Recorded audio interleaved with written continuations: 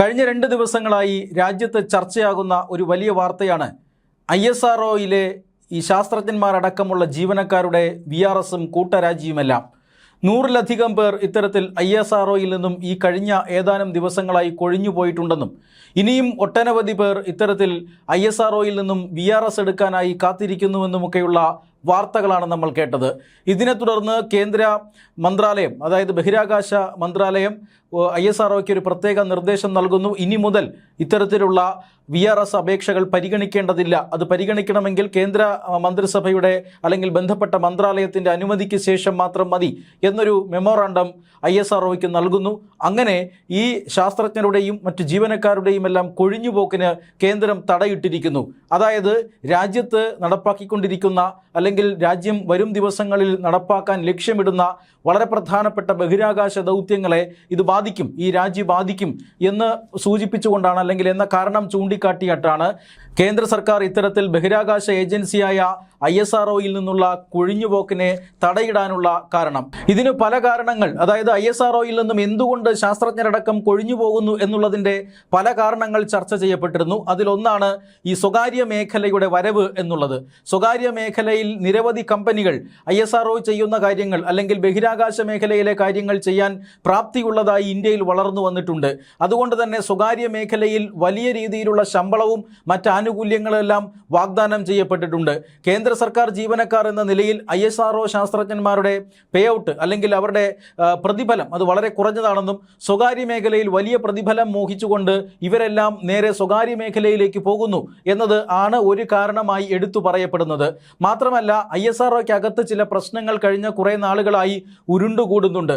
ഈ പ്രശ്നങ്ങളും കൂട്ടരാജിക്ക് കാരണമായിട്ടുണ്ട് എന്ന് ഈ രംഗത്തെ വിദഗ്ധർ വിലയിരുത്തുന്നുണ്ട്. അതായത് ആ സ്ഥാപനത്തിനുള്ളിൽ ചില ആഭ്യന്തര പ്രശ്നങ്ങളുണ്ട്.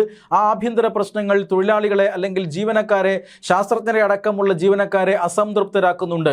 അതുമാത്രമല്ല ഇനി വരും കാലങ്ങളിലുള്ള പ്രൊജക്റ്റുകൾ, ISROയുടെ പ്രൊജക്റ്റുകളിലെ അനിശ്ചിതത്വം അത് വലിയ രീതിയിൽ കൊഴിഞ്ഞുപോക്കിന് കാരണമായിട്ടുണ്ട്. ആ അനിശ്ചിതത്വത്തിൻ്റെ കാരണം എന്താണ് എന്ന് നമുക്കറിയാം. നിർണായകമായ 2 മിഷൻ ഫെയിലുവറുകളാണ്. അതായത് PSLV മിഷൻ 61ഉം 62ഉം പരാജയപ്പെടുന്നു. രാജ്യത്തിന് വിശ്വസിക്കാൻ കഴിയാത്ത രീതിയിലുള്ള പരാജയമാണ് അന്ന് ഈ PSLV റോക്കറ്റുകൾക്കുണ്ടായിരിക്കുന്നത്. ഈ 2 റോക്കറ്റുകളും ഭ്രമണപഥത്തിൽ എത്തിക്കേണ്ടിയിരുന്നത് ഇന്ത്യയുടെ തന്ത്രപ്രധാനമായ പ്രതിരോധ മേഖലയിലെ 2 ഉപഗ്രഹങ്ങളായിരുന്നു. അതുകൊണ്ട് തന്നെ ഈ അട്ടിമറി അല്ലെങ്കിൽ ഈ ഒരു മിഷൻ ഫെയിലുവറിന് പിന്നിൽ അട്ടിമറിയുണ്ടോ എന്ന് രാജ്യം സംശയിച്ചു, കേന്ദ്ര സർക്കാർ സംശയിച്ചു. അതുകൊണ്ട് തന്നെ ബഹിരാകാശ ഏജൻസിയായ ISROയ്ക്ക് പുറത്തുള്ള ഒരു സമിതിയെ കൊണ്ട് ഇതിൻ്റെ കാര്യകാരണങ്ങൾ കേന്ദ്ര സർക്കാർ അന്വേഷിപ്പിച്ചതാണ്. അതായത് ISROയുടെ ചരിത്രത്തിൽ തന്നെ ആദ്യമായിട്ടാണ് ഒരു മിഷൻ ഫെയിലുവർ ISROയ്ക്ക് പുറത്തുള്ള ഒരു സംവിധാനം അന്വേഷിക്കുന്നത്. ആ അന്വേഷണത്തിൽ ചില കണ്ടെത്തലുകളൊക്കെ ഉണ്ടായിട്ടുണ്ട് എന്ന് പറയപ്പെടുന്നു. എന്തായാലും അതീവ രഹസ്യമായി ആ കാര്യങ്ങൾ കേന്ദ്ര സർക്കാർ പരിഗണിച്ചു വരികയാണ്. ഇനി അങ്ങോട്ടുള്ള ISRO ദൗത്യങ്ങളെല്ലാം താൽക്കാലികമായി നിർത്തിവെച്ചുകൊണ്ട് കേന്ദ്ര സർക്കാർ അതിനെ സൂക്ഷ്മമായി പരിശോധിച്ചു വരികയാണ്. ഈ സാഹചര്യത്തിലാണ് ISRO എന്ന സ്ഥാപനത്തിനുള്ളിൽ അസംതൃപ്തി പടർന്നതെന്നും അത് വലിയ രീതിയിലുള്ള കൊഴിഞ്ഞുപോക്കിന് കാരണമായി എന്നും പറയപ്പെടുന്നു. ഇങ്ങനെ 2-3 കാരണങ്ങളുടെ ഒരു കോമ്പിനേഷൻ കാരണമാണ് ഇത്തരത്തിൽ നിരവധി ജീവനക്കാരും ശാസ്ത്രജ്ഞന്മാരും ISRO വിട്ട് പുറത്തേക്ക് പോകുന്നത് എന്ന് കഴിഞ്ഞ ദിവസങ്ങളിൽ ചർച്ച ചെയ്യപ്പെട്ടിരുന്നു. ഈ ചർച്ച നടക്കുന്നതിനിടയിലാണ് ഇന്ത്യ മറ്റൊരു ചരിത്രം ഇന്ന് കുറിച്ചിരിക്കുന്നത്. അതായത് ഇന്ത്യക്ക് വേണ്ടി ആ ചരിത്രം കുറിച്ചിരിക്കുന്നത് സ്വകാര്യ ബഹിരാകാശ ഏജൻസിയായ സ്കൈറൂട്ട് എയ്റോസ്പേസ് എന്ന് പറയുന്ന കമ്പനിയാണ്. ഈ സ്കൈറൂട്ട് എയ്റോസ്പേസ് മാത്രമല്ല, നിരവധി കമ്പനികൾ ഇപ്പോൾ തന്നെ ISROയ്ക്കൊപ്പം ബഹിരാകാശ മേഖലയിൽ സജീവമാണ്. സ്കൈറൂട്ടിനോടൊപ്പം തന്നെ അഗ്നികുൽ കോസ്മോസിസ്, Pixxel, Bellatrix aerospace, Dhruva space, Digantara എന്നിങ്ങനെ നിരവധി കമ്പനികൾ, ഇത് ഏതാനും ചില കമ്പനികൾ മാത്രമാണ്. ഇത്തരത്തിൽ നിരവധി കമ്പനികൾ ഇന്ത്യയുടെ സ്പേസ് മേഖലയിൽ, ഇന്ത്യയുടെ ബഹിരാകാശ മേഖലയിൽ, സ്വകാര്യ മേഖലയിൽ നിന്നുള്ള ഒരു സാന്നിധ്യമായി ഇപ്പോൾ രംഗത്തുണ്ട്. അവർ ISROവുമായി കടുത്ത മത്സരത്തിലാണ്. അതായത് ISROയുടെ ഒരു മെല്ലപ്പോക്ക്, ഈ മിഷൻ 61, 62 പോലെയുള്ള പരാജയങ്ങൾ, അതോടൊപ്പം തന്നെ ഒരു സുതാര്യ സ്വകാര്യതയില്ലാത്ത ഒരവസ്ഥ, നാളെ എന്താകും, എങ്ങനെയാണ് അല്ലെങ്കിൽ എപ്പോഴാണ് ഈ പറയുന്ന മിഷനുകളെല്ലാം പൂർത്തീകരിക്കുക, ദൗത്യങ്ങൾ എപ്പോഴാണ്, പ്രധാനപ്പെട്ട ദൗത്യങ്ങളൊക്കെ എപ്പോഴാണ് നടക്കുക എന്നിങ്ങനെയൊക്കെയുള്ള വലിയ അനിശ്ചിതത്വം ISROയെ കേന്ദ്രീകരിച്ചുണ്ടായിട്ടുണ്ട്. ISROയ്ക്ക് ഒരു പരിധിവരെ വലിയ രീതിയിലുള്ള പ്രശ്നങ്ങൾ അതിനകത്തുണ്ട്.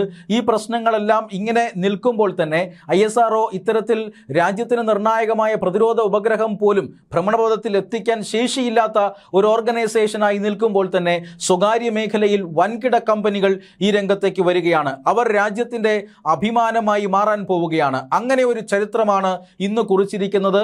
രാജ്യത്താദ്യമായി സ്വകാര്യ ഓർബിറ്റൽ റോക്കറ്റ് ഇപ്പോൾ വിജയകരമായി ഉപഗ്രഹങ്ങളെ ഭ്രമണപഥത്തിൽ എത്തിച്ചിരിക്കുന്നു.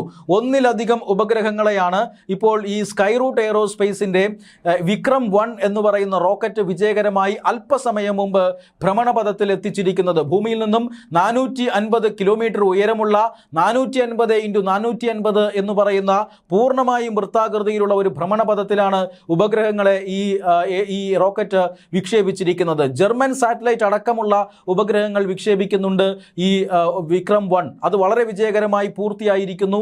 അങ്ങനെ ഇന്ത്യയിൽ ചരിത്രം പിറന്നിരിക്കുന്നു. ISRO മാത്രമല്ല, ISROയിൽ നിന്നും രാജിവെച്ചു പോകുന്നവർ പോണെങ്കിൽ പോട്ടെ എന്നുപോലും ഇന്നിപ്പോൾ രാജ്യത്തിന് തീരുമാനിക്കാൻ കഴിയും. കാരണം അത്രമാത്രം സ്വകാര്യ മേഖല വളർന്നിരിക്കുന്നു. അവർക്ക് ഒരല്പം ഇൻഫ്രാസ്ട്രക്ചറിൻ്റെ കുറവ് മാത്രമേ ഉള്ളൂ. ഇന്നിപ്പോൾ ഉദാഹരണത്തിന് വിക്രം 1 എന്ന് പറയുന്ന റോക്കറ്റ് വിക്ഷേപിക്കാൻ സ്കൈറൂട്ട് എയ്റോസ്പേസിന് ലോഞ്ച് പാഡുകളില്ല.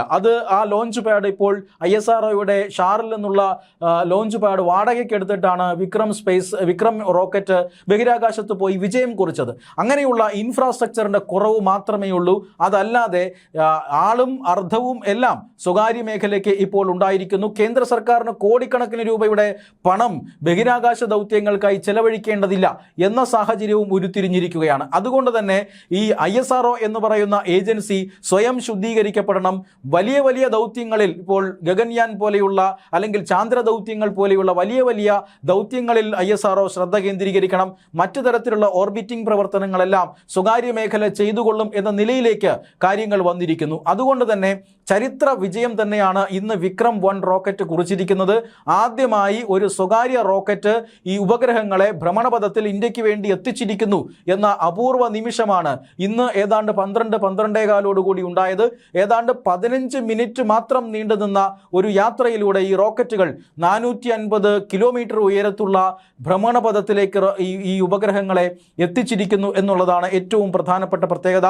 സ്വകാര്യ മേഖലയിൽ പ്രവർത്തിക്കുന്ന കമ്പനികൾക്കാകെ ഊർജം പകരുന്ന, സ്വകാര്യ മേഖലയിൽ പ്രവർത്തിക്കുന്ന ബഹിരാകാശ കമ്പനികൾക്കാകെ ആവേശം പകരുന്ന ഒരു വിജയമാണ് ഇന്നിപ്പോൾ സ്കൈറൂട്ട് എയ്റോസ്പേസ് നേടിയിരിക്കുന്നത്. ഇതിലേറ്റവും പ്രധാനപ്പെട്ട കാര്യം, സ്കൈറൂട്ട് ഈ വിജയം കൈവരിച്ചതിനു പിന്നാലെ അവിടെ ഈ ശ്രീഹരിക്കോട്ടയിൽ ആഹ്ലാദ പ്രകടനങ്ങളൊക്കെ നടക്കുമ്പോൾ തന്നെ പ്രധാനമന്ത്രി നരേന്ദ്രമോദി സ്കൈറൂട്ടിൻ്റെ മേധാവിയെ ഫോണിൽ വിളിച്ചു എന്നുള്ളതാണ്. അദ്ദേഹം ആ ഫോൺ റെക്കോർഡ് അല്ലെങ്കിൽ നരേന്ദ്രമോദിയുടെ സംഭാഷണ മൈക്കിലൂടെ അദ്ദേഹത്തിൻ്റെ ടീം അംഗങ്ങൾക്കെല്ലാം കേൾപ്പിക്കുന്നത് നമ്മൾ കണ്ടതാണ്. അതായത് പവൻകുമാർ ചന്ദ, അതോടൊപ്പം തന്നെ നാഗാഭരത് ധാക്ക എന്നിങ്ങനെ 2 പേർ ചേർന്നാണ്, 2 യുവാക്കൾ ചേർന്നാണ്, യുവ സംരംഭകർ ചേർന്നാണ് ഈ സ്കൈറൂട്ട് എയ്റോസ്പേസ് എന്ന് പറയുന്ന ഒരു കമ്പനിക്ക് തുടക്കം കുറിച്ചത്. ഇവർ രണ്ടുപേരും ISRO ഉദ്യോഗസ്ഥരായിരുന്നു. അവിടെ നിന്നും രാജിവെച്ചിട്ടാണ് സ്വകാര്യ മേഖലയിലേക്ക് അവർ പോയത്. അവർക്ക് അത്രമാത്രം ബഹിരാകാശ മേഖലയോട് പാഷനുണ്ട്. ആ ബഹിരാകാശ മേഖല, ഇന്ത്യയുടെ ബഹിരാകാശ പ്രവർത്തനങ്ങളിൽ ഒരല്പം കൂടുതൽ കാര്യക്ഷമതയും വേഗതയും വേണം എന്ന് അവർ വിശ്വസിക്കുന്നുണ്ട്. അതുകൊണ്ട് തന്നെ അവർ ഒരു സ്വകാര്യ മേഖലയിൽ ഒരു പുതിയ കമ്പനി തുടങ്ങി. ആ കമ്പനിയാണ് സ്കൈറൂട്ട് എയ്റോസ്പേസായി മാറിയത്. പിന്നീട് ഇപ്പോൾ വിജയകരമായി രാജ്യത്തിൻ്റെ ആദ്യ സ്വകാര്യ റോക്കറ്റ് വിജയകരമായി വിക്ഷേപിച്ചിരിക്കുന്നതും. ഇതിൽ പവൻകുമാർ ചദ്ദയാണ് പ്രധാനമന്ത്രി നരേന്ദ്രമോദി നേരിട്ട് ഇന്ന് വിളിച്ചത്. അദ്ദേഹം അഭിനന്ദനങ്ങൾ അറിയിച്ചു എന്ന് മാത്രമല്ല, അഭിനന്ദനങ്ങൾ അറിയിക്കുമ്പോൾ ISRO ചെയർമാൻ V നാരായണൻ ഈ പവൻകുമാറിനൊപ്പം ഉണ്ടായിരുന്നു എന്നുള്ളതാണ്. അതായത് ISRO മേധാവിയെ ഒപ്പം നിർത്തിക്കൊണ്ട് തന്നെ പ്രധാനമന്ത്രി നരേന്ദ്രമോദി സ്വകാര്യ മേഖലയെ അഭിനന്ദിച്ചിരിക്കുകയാണ്. വളരെ കൃത്യതയോടുകൂടിയുള്ള ഓർബിറ്റിംഗ് നടത്തിയതിന് അഭിനന്ദിച്ചു. മാത്രമല്ല, ആഗമൻ എന്നതാണ് ഈ ദൗത്യത്തിൻ്റെ പേര്. അതായത് ഇന്ത്യയുടെ ബഹിരാകാശ ബഹിരാകാശ മേഖലയിലേക്ക് സ്വകാര്യ മേഖലയുടെ വരവിൻ്റെ വിളംബരമായി ആഗമൻ മാറിയിരിക്കുന്നു എന്നുള്ളതാണ് ഈ ഒരു ദൗത്യത്തിൻ്റെ ഏറ്റവും പ്രധാനപ്പെട്ട പ്രത്യേകത. ആഗമൻ ദൗത്യത്തിന് എല്ലാവിധ ആശംസകളും അതുപോലെ തന്നെ വിജയത്തിൽ ആഹ്ലാദവുമെല്ലാം പ്രധാനമന്ത്രി നരേന്ദ്രമോദി പ്രകടിപ്പിച്ചു. അദ്ദേഹം കൃത്യമായി തന്നെ അദ്ദേഹത്തിൻ്റെ ഓരോ ആശംസയും എല്ലാവർക്കും അറിയിച്ചു. അതിനൊപ്പം തന്നെ പവൻകുമാർ പ്രധാനമന്ത്രി നരേന്ദ്രമോദിയോട് മറ്റൊരു കാര്യം പറഞ്ഞു. അതായത് താങ്കൾ ഈ ആഗമൻ ദൗത്യത്തിന് ആശംസയായിട്ട് താങ്കൾ കഴിഞ്ഞ കുറേ ദിവസങ്ങൾക്ക് മുമ്പ് ഞങ്ങൾക്കൊരു പോസ്റ്റ് കാർഡ് അയച്ചിരുന്നു. ആ പോസ്റ്റ് കാർഡ് ഞങ്ങൾക്ക് കിട്ടി. അത് വലിയൊരു ആഹ്ലാദം ഞങ്ങൾക്ക് പകർന്നു. ആ പോസ്റ്റ് കാർഡും ഈ വിക്രം റോക്കറ്റിനോടൊപ്പം തന്നെ ബഹിരാകാശത്ത് എത്തിയിരിക്കുന്നു. ആ പോസ്റ്റ് കാർഡിൽ പ്രധാനമന്ത്രി നരേന്ദ്രമോദി എഴുതിയിരിക്കുന്നത് വന്ദേ മാതരം എന്നാണ്. അദ്ദേഹത്തിൻ്റെ സ്വന്തം കൈപ്പടയിൽ വന്ദേ മാതരം എന്ന് എഴുതിയ പോസ്റ്റ് കാർഡാണ് ഈ സ്കൈ റൂട്ട് എയ്റോസ്പേസിന് ആശംസയായി അയച്ചു കൊടുത്തത്. ആ ആശംസാ കാർഡ് സ്കൈ റൂട്ട് ഈ പറയുന്ന വിക്രം റോക്കറ്റിലൂടെ ബഹിരാകാശത്ത് എത്തിച്ചിരിക്കുന്നു എന്ന് സ്കൈ റൂട്ടിൻ്റെ CEO പ്രധാനമന്ത്രി നരേന്ദ്രമോദി അറിയിക്കുന്നു. പ്രധാനമന്ത്രി അതിൽ ഏറെ സന്തുഷ്ടനാകുന്നു. 2 കാരണങ്ങൾ കൊണ്ടാണ് താൻ ഇത്തരത്തിൽ വന്ദേ മാതരം എന്നൊരു ആശംസ അറിയിച്ചത്. അതിൻ്റെ കാരണമെന്ന് പറയുന്നത് വന്ദേ മാതരത്തിൻ്റെ 150ാം ആഘോഷം അല്ലെങ്കിൽ 150ാം ആനിവേഴ്സറി ആഘോഷിക്കുന്ന ഒരു കാലഘട്ടമാണ്. മാത്രമല്ല വന്ദേ മാതരത്തെ ഇപ്പോൾ രാജ്യം വലിയ രീതിയിൽ ഓർക്കുന്നുണ്ട്. ഇന്ത്യയുടെ ദേശീയ ഗാനത്തോടൊപ്പം തന്നെ ദേശീയ ഗീതത്തിനും പ്രാധാന്യം നൽകുന്നുണ്ട് നമ്മുടെ രാജ്യം. മാത്രമല്ല ഇന്ത്യൻ സ്വാതന്ത്ര്യ സമര സേനാനികളെ അങ്ങേയറ്റം പ്രചോദിപ്പിച്ച വരികൾ കൂടിയാണ് വന്ദേ മാതരം. ആ വന്ദേ മാതരം ഇപ്പോൾ രാജ്യത്താകെ ചർച്ചാ വിഷയമാണ്. അതുകൊണ്ടാണ് താൻ വന്ദേ മാതരം എന്നെഴുതിയ ആശംസാ കാർഡുകൾ നിങ്ങൾക്ക് അയച്ചത് എന്ന് പ്രധാനമന്ത്രി നരേന്ദ്രമോദി പറയുന്നുണ്ട്. എന്തായാലും ബഹിരാകാശത്ത് ഇപ്പോൾ പ്രധാനമന്ത്രി നരേന്ദ്രമോദി സ്വന്തം കൈപ്പടയിൽ എഴുതിയ വന്ദേ മാതരം എന്ന പോസ്റ്റ് കാർഡ് എത്തിയിരിക്കുന്നു എന്ന് ഇപ്പോൾ സ്കൈ റൂട്ട് അറിയിച്ചിരിക്കുകയാണ് പ്രധാനമന്ത്രിയെ. മാത്രമല്ല വലിയ അഭിനന്ദന പ്രവാഹം തന്നെ സ്കൈ റൂട്ട് എന്ന സ്വകാര്യ ബഹിരാകാശ കമ്പനിക്ക് നേരെ ഇപ്പോൾ ഉയർന്നുകൊണ്ടിരിക്കുകയാണ്. അത്തരത്തിൽ ഒരു ആശംസ, ആദ്യ ആശംസ ഭാരതത്തിൻ്റെ പ്രധാനമന്ത്രിയിൽ നിന്ന് തന്നെ ഉണ്ടാകുന്നു.